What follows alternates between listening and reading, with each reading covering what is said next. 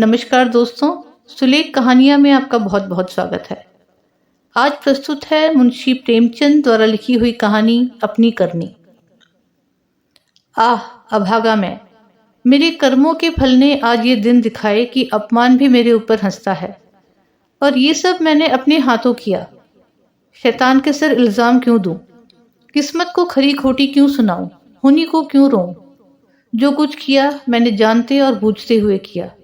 अभी 1 साल गुजरा जब मैं भाग्यशाली था, प्रतिष्ठित था और समृद्धि मेरी चेरी थी।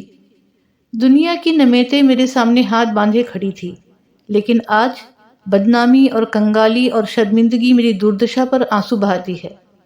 मैं ऊंचे खानदान का बहुत पढ़ा लिखा आदमी था। फारसी का मुल्ला, संस्कृत का पंडित, अंग्रेजी का ग्रेजुएट। अपने मुंह मियाँ मिट्ठू क्यों बनूं? लेकिन रूप भी मुझको मिला था इतना कि दूसरे मुझसे ईर्ष्या कर सकते थे।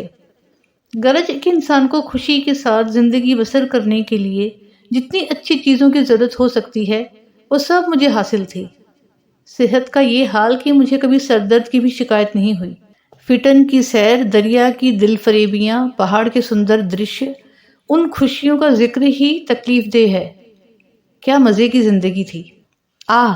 यहाँ तक तो अपना दर्द दिल सुना सकता हूँ, लेकिन इसके आगे फिर होठों पर खामोशी की मुहर लगी हुई है। एक सती साध्वी प्रति प्राणा स्त्री और 2 गुलाब के फूल से बच्चे। इंसान के लिए जिन खुशियों, आरजुओं, हौसलों और दिल फरेबियों का खजाना हो सकते हैं, वो सब मुझे प्राप्त था। मैं इस योग्य नहीं कि उस पवित्र स्त्री का नाम जबान पर लाऊं। मैं इस योग्य नहीं कि अपने को उन लड़कों का बाप कह सकूं। मगर नसीब का कुछ ऐसा खेल था कि मैंने उन बेहिश्ती नेमतों की कद्र न की। जिस औरत ने मेरे हुक्म और अपनी इच्छा में कभी कोई भेद नहीं किया, जो मेरी सारी बुराइयों के बावजूद कभी शिकायत का एक हर्फ जबान पर नहीं लाई, जिसका गुस्सा कभी आंखों से आगे नहीं बढ़ने पाया। गुस्सा क्या था? कुहार की बरखा थी।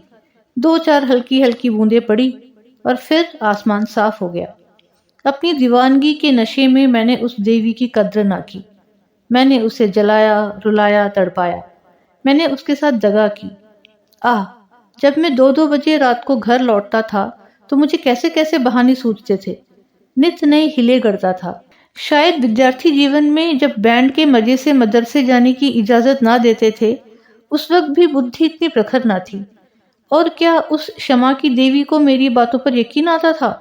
वो भोली थी मगर ऐसी नादान ना थी। मेरी खुमार भरी आंखें और मेरे उथले भाव और मेरे झूठे प्रेम प्रदर्शन का रहस्य क्या उससे छिपा रह सकता था? लेकिन उसके रग रग में शराफत भरी हुई थी। कोई कमीना ख्याल उसकी जबान पर नहीं आ सकता था। वो उन बातों का जिक्र करके या अपने संदेहों को खुलेआम दिखलाकर हमारे पवित्र संबंध में खिंचाव या बदमज़गी पैदा करना बहुत अनुचित समझती थी। मुझे उसके विचार उसके माथे पर लिखे मालूम होते थे। उन बदमज़गियों के मुकाबले में उसे जलना और रोना ज़्यादा पसंद था। शायद वो समझती थी कि मेरा नशा खुद ब खुद उतर जाएगा। काश इस शराफत के बदले उसके स्वभाव में कुछ ओछापन और अनुदारता भी होती। काश वो अपने अधिकारों को अपने हाथ में रखना जानती। काश वो इतनी सीधी ना होती। काश अब अपने मन के भावों को छिपाने में इतनी कुशल ना होती। काश वो इतनी मक्कार ना होती। लेकिन मेरी मक्कारी और उसकी मक्कारी में कितना अंतर था। मेरी मक्कारी हरामकारी थी, उसकी मक्कारी आत्म बलिदानी। एक रोज मैं अपने काम से फुर्सत पाकर शाम के वक्त मनोरंजन के लिए आनंद वाटिका में पहुंचा और संगमरमर के हौज पर बैठकर मछलियों का तमाशा देखने लगा। एकाएक निगाह ऊपर उठी तो मैंने एक औरत को बेले की झाड़ियों में फूल चुनते देखा। उसके कपड़े मैले थे और जवानी की ताजगी और गर्व को छोड़कर उसके चेहरे में कोई ऐसी खास बात ना थी। उसने मेरी तरफ आंखें उठाई और फिर फूल चुनने में लग गई, गोया उसने कुछ देखा ही नहीं। उसके इस अंदाज ने, चाहे वो उसकी सरलता ही क्यों ना रही हो, मेरी वासना को और भी उद्दीप्त कर दिया। मेरे लिए ये एक नई बात थी कि कोई औरत इस तरह देखे कि जैसे उसने देखा ही नहीं। मैं उठा और धीरे धीरे कभी जमीन और कभी आसमान की तरफ ताकते हुए बेलों की झाड़ियों के पास जाकर खुद भी फूल चुनने लगा। इस ढिठाई का नतीजा ये हुआ कि वो मालिन की लड़की वहां से तेजी के साथ बाग के दूसरे हिस्से में चली गई। उस दिन से मालूम नहीं वो कौन सा आकर्षण था जो मुझे रोज शाम के वक्त आनंद वाटिका की तरफ खींच ले जाता। उसे मोहब्बत हरगिज नहीं कह सकते। अगर मुझे उस वक्त भगवान ना करे उस लड़की के बारे में कोई शोक समाचार मिलता तो शायद मेरी आंखों में आंसू भी ना निकलते। जोग्य धारण करने की तो चर्चा ही व्यर्थ है। मैं रोज जाता। आखिर इस शांतिपूर्ण नीति को सफल बनाने ना होते देख मैंने एक नई युक्ति सोची। एक रोज मैं अपने साथ अपना शैतान बुलडॉग टॉमी को भी लेता गया। जब शाम हो गई और वो मेरे धैर्य का नाश करने वाली फूलों से आंचल भरकर अपने घर की ओर चली तो मैंने अपना बुलडॉग को धीरे से इशारा कर दिया। बुलडॉग उसकी तरफ बाज की तरह झपटा। फूलमती ने एक चीख मारी, 2-4 कदम दौड़ी और जमीन पर गिर पड़ी। अब मैं छड़ी हिलाता बुलडॉग की तरफ गुस्से भरी आंखों से देखता और हाय हाय चिल्लाता हुआ दौड़ा और उसे जोर से 2-3 डंडे लगाए। फिर मैंने बिखरे हुए फूलों को समेटा, सहमी हुई औरत का हाथ पकड़कर बिठा दिया और बहुत लज्जित और दुखी भाव से बोला, ये कितना बड़ा बदमाश है, अब इसे अपने साथ कभी नहीं लाऊंगा। तुम्हें इसने काट तो नहीं लिया? फूलमती ने चादर से सर को ढांकते हुए कहा, तुम ना आ जाते तो वो मुझे नोच डालता। मेरे तो जैसे मन भर के पैर हो गए थे। मेरा कलेजा तो अभी तक धड़क रहा है। ये तीर लक्ष्य पर बैठा। खामोशी की मुहर टूट गई। बातचीत का सिलसिला कायम हुआ। बांध में एक दरार हो जाने की देर थी। फिर तो मन की उमंगों ने खुद ब खुद काम करना शुरू किया। मैंने जैसे जैसे जाल फैलाए, जैसे जैसे स्वांग रचे, वो रंगीन तबीयत के लोग खूब जानते हैं। और ये सब क्यों? मोहब्बत से नहीं, सिर्फ जरा देर दिल को खुश करने के लिए, सिर्फ उसके भरे पूरे शरीर और भोलेपन पर रीझ कर। यूं मैं बहुत नीच प्रकृति का आदमी नहीं हूँ। रूप रंग में फूलमती का इंदु से मुकाबला ना था। वो सुंदरता के सांचे में ढली हुई थी। कवियों ने सौंदर्य की जो कसौटियां बनाई हैं वो सब वहां दिखाई देती थी। लेकिन पता नहीं क्यों मैंने फूलमती की धंसी हुई आंखों और फूले हुए गालों और मोटे मोटे होठों की तरफ अपने दिल का ज्यादा खिंचाव देखा। आना जाना बढ़ा और महीना भर भी गुजरने ना पाया कि मैं उसकी मोहब्बत के जाल में पूरी तरह फंस गया। मुझे अब घर की सादा जिंदगी में कोई आनंद ना आता था, लेकिन दिल ज्यों ज्यों घर से उचटता जाता था त्यों त्यों मैं पत्नी के प्रति प्रेम का प्रदर्शन और भी अधिक करता था। मैं उसकी फरमाइशों का इंतजार करता रहता और कभी उसका दिल दुखाने वाली कोई बात मेरी जुबान पर ना आती। शायद मैं अपनी आंतरिक उदासीनता को शिष्टाचार के पर्दे के पीछे छिपाना चाहता था। धीरे धीरे दिल की ये कैफियत भी बदल गई और बीवी की तरफ से उदासीनता दिखाई देने लगी। घर में कपड़े नहीं हैं, लेकिन मुझसे इतना ना होता कि पूछ लूं। सच ये है कि मुझे अब उसकी खातिरदारी करते हुए एक डर सा मालूम होता था कि कहीं उसकी खामोशी की दीवार टूट ना जाए और उसके मन के भाव जुबान पर ना आ जाए। यहाँ तक कि मैंने गृहस्थी की जरूरतों की तरफ से भी आंखें बंद कर ली। अब मेरा दिल और जान और रुपया पैसा सब फूलमती के लिए था। मैं खुद कभी सुनार की दुकान पर ना गया था, लेकिन आजकल कोई मुझे रात गए एक मशहूर सुनार के मकान पर बैठा हुआ देख सकता था। बजाज की दुकान में भी मुझे रुचि हो गई। एक रोज शाम के वक्त रोज की तरह मैं आनंद वाटिका में सैर कर रहा था और फूलमती 16 श्रृंगार किए अपने सुनहरी रुपेली भेंटों से लदी हुई एक रेशमी साड़ी पहने बाग की क्यारियों में फूल तोड़ रही थी। बल्कि यूं कहो कि वो अपनी चुटकियों में मेरे दिल को मसल रही थी। उसकी छोटी छोटी आंखें उस वक्त नशे के हुस्न में फैल गई थी और उनमें शोखी और मुस्कुराहट की झलक नजर आती थी। अचानक महाराजा साहब भी अपने कुछ दोस्तों के साथ मोटर पर सवार आ पहुंचे। मैं उन्हें देखते ही आगवानी के लिए दौड़ा और आदाब बजा लाया। बेचारी फूलमती महाराजा साहब को पहचानती थी, लेकिन उसे एक घने कुंज के अलावा और कोई छिपने की जगह ना मिल सकी। महाराजा साहब चले तो हौज की तरफ, लेकिन मेरा दुर्भाग्य उन्हें क्यारी की तरफ ले चला, जिधर फूलमती छिपी हुई थर थर कांप रही थी। महाराजा साहब ने उसकी तरफ आश्चर्य से देखा और बोले, ये कौन औरत है? सब लोग मेरी ओर प्रश्न भरी आंखों से देखने लगे और मुझे भी उस वक्त यही ठीक मालूम हुआ कि इसका जवाब मैं ही दूं, वरना फूलमती ना जाने क्या आफत ढाले। लापरवाही के अंदाज में बोला, इसी बाग के माली की लड़की है, यहाँ फूल तोड़ने आई होगी। फूलमती लज्जा और भय के मारे जमीन में धंसी जाती थी। महाराजा साहब ने उसे सर से पांव तक गौर से देखा और तब संदेहशील भाव से मेरी तरफ देखकर बोले, ये माली की लड़की है? मैं इसका क्या जवाब देता? इसी बीच कमबख्त दुर्जन माली भी अपनी फटी हुई पाग संभालता हाथ में कुदाल लिए हुए दौड़ता हुआ आया और सर को घुटनों से मिलाकर महाराज को प्रणाम किया। महाराज ने जरा तेज लहजे में पूछा, ये तेरी लड़की है? माली के होश उड़ गए। कांपता हुआ बोला, हुजूर। महाराज ने पूछा, तेरी तनख्वाह क्या है? दुर्जन बोला, हुजूर 5 रुपए। महाराजा ने फिर पूछा, ये लड़की कुंवारी है या ब्याही? दुर्जन ने जवाब दिया, हुजूर अभी कुंवारी है। महाराज ने गुस्से में कहा, या तो तू चोरी करता है या डाका मारता है, वरना ये कभी नहीं हो सकता कि तेरी लड़की अमीरजादी बनकर रह सके। मुझे इसी वक्त इसका जवाब देना होगा, वरना मैं तुझे पुलिस के सुपुर्द कर दूंगा। ऐसे चाल चलन के आदमी को मैं अपने यहाँ नहीं रख सकता। माली की तो घिघी बन गई और मेरी ये हालत थी कि काटो तो बदन में लहू नहीं। दुनिया अंधेरी मालूम होती थी। मैं समझ गया कि आज मेरी शामत सर पर सवार है। वो मुझे जड़ से उखाड़कर दम लेगी। महाराजा साहब ने माली को जोर से डांट कर पूछा, तू खामोश क्यों है, बोलता क्यों नहीं? दुर्जन फूट फूट कर रोने लगा। जब जरा आवाज सुधरी तो बोला, हुजूर, बाप दादे से सरकार का नमक खाता हूँ, अब मेरे बुढ़ापे पर दया कीजिए। ये सब मेरे फूटे नसीबों का फेर है धर्मावतार। इस छोकरी ने मेरी नाक कटा दी, कुल का नाम मिटा दिया। अब मैं कहीं मुंह दिखाने लायक नहीं हूँ। इसको सब तरह से समझा बुझाकर हार गए हुजूर, लेकिन मेरी बात सुनती ही नहीं तो क्या करूं? हुजूर माई बाप हैं, आपसे क्या पर्दा करूं? उसे अब अमीरों के साथ रहना अच्छा लगता है, और आजकल के रईसों और अमीरों को क्या कहूं, दीन बंधु सब जानते हैं। महाराजा साहब ने जरा देर गौर करके पूछा, क्या उसका किसी सरकारी नौकर से संबंध है? दुर्जन ने सर झुकाकर कहा, हुजूर। महाराजा साहब ने पूछा, वो कौन आदमी है, तुम्हें उसे बतलाना होगा। दुर्जन ने जवाब दिया, महाराज जब पूछेंगे बता दूंगा, सांच को आंच क्या। मैंने तो समझा था कि इसी वक्त सारा पर्दाफाश हुआ जाता है, लेकिन महाराजा साहब ने अपने दरबार के किसी मुलाजिम की इज्जत को इस तरह मिट्टी में मिलाना ठीक नहीं समझा। वे वहां से टहलते हुए मोटर पर बैठकर महल की तरफ चले। इस मनहूस वाक़ये के 1 हफ्ते बाद एक रोज मैं दरबार से लौटा तो मुझे अपने घर में एक बूढ़ी औरत बाहर निकलती हुई दिखाई दी। उसे देखकर मैं ठिठका। उसके चेहरे पर बनावटी भोलापन था, जो कुटनियों के चेहरे पर खास बात थी। मैंने उसे डांट कर पूछा, तू कौन है, यहाँ क्यों आई है? बुढ़िया ने दोनों हाथ उठाकर मेरी बलाएं ली और बोला, बेटा नाराज ना हो, गरीब भिखारी हूँ, मालकिन का सुहाग भरपूर रहे। उसे जैसा सुनती थी वैसा ही पाया।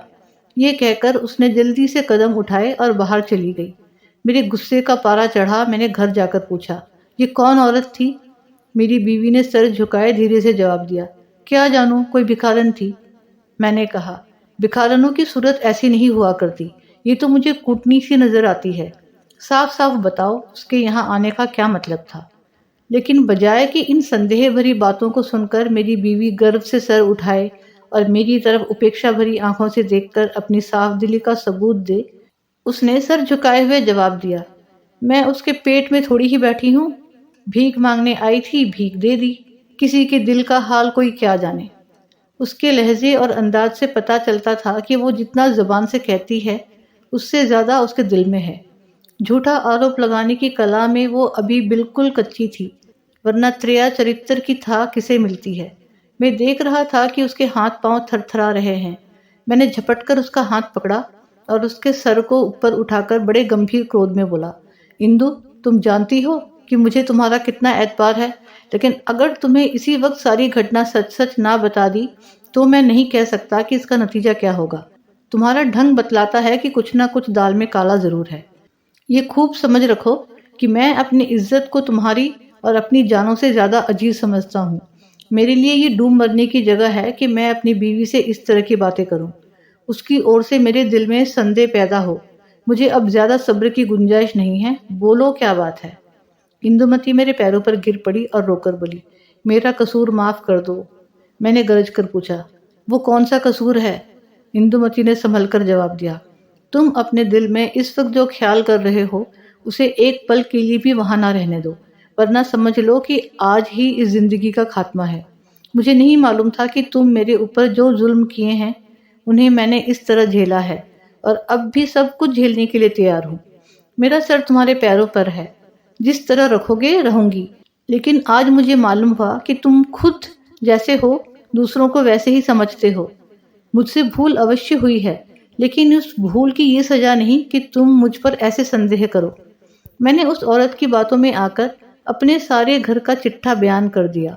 मैं समझती थी कि मुझे ऐसा नहीं करना चाहिए, लेकिन कुछ तो उस औरत की हमदर्दी और कुछ मेरे अंदर सुलगती हुई आग ने मुझसे ये भूल करवाई, और इसके लिए तुम जो सजा दो वो मेरे सर आंखों पर। मेरा गुस्सा जरा धीमा हुआ। बोला, तुमने उससे क्या कहा? इंदुमती ने जवाब दिया, घर का जो कुछ हाल है, तुम्हारी बेवफाई, तुम्हारी लापरवाही, तुम्हारा घर की ज़रूरतों की फिक्र ना करना, अपनी बेवकूफ़ी का क्या कहूँ। मैंने उसे यहाँ तक कह दिया कि इधर 3 महीने से उन्होंने घर के लिए कुछ खर्च भी नहीं दिया, और इसकी चोट मेरे गहनों पर पड़ी। तुम्हें शायद मालूम नहीं कि इन 3 महीनों में मेरे 450 रुपये के जेवर बिक गए। ना मालूम क्यों मैं उससे ये सब कुछ कह गई। जब इंसान का दिल जलता है तो जुबान तक उसकी आंच आ ही जाती है। मगर मुझसे जो कुछ खता हुई, उससे कई गुनी सख्त सजा तुमने मुझे दी है। मेरा बयान लेने का भी सब्र ना हुआ। खैर, तुम्हारे दिल की कैफियत मुझे मालूम हो गई। तुम्हारा दिल मेरी तरफ से साफ नहीं है। तुम्हें मुझ पर विश्वास नहीं रहा, वरना एक भिखारिन औरत के घर से निकलने पर तुम्हें ऐसे सुबह क्यों होते। मैं सर पर हाथ रखकर बैठ गया। मालूम हो गया कि तबाही के सामान पूरे हुए जाते हैं। दूसरे दिन मैं ज्यों ही दफ्तर में पहुंचा, चौबेदार ने आकर कहा, महाराज साहब ने आपको याद किया है। मैं तो अपनी किस्मत का फैसला पहले से ही किए बैठा था।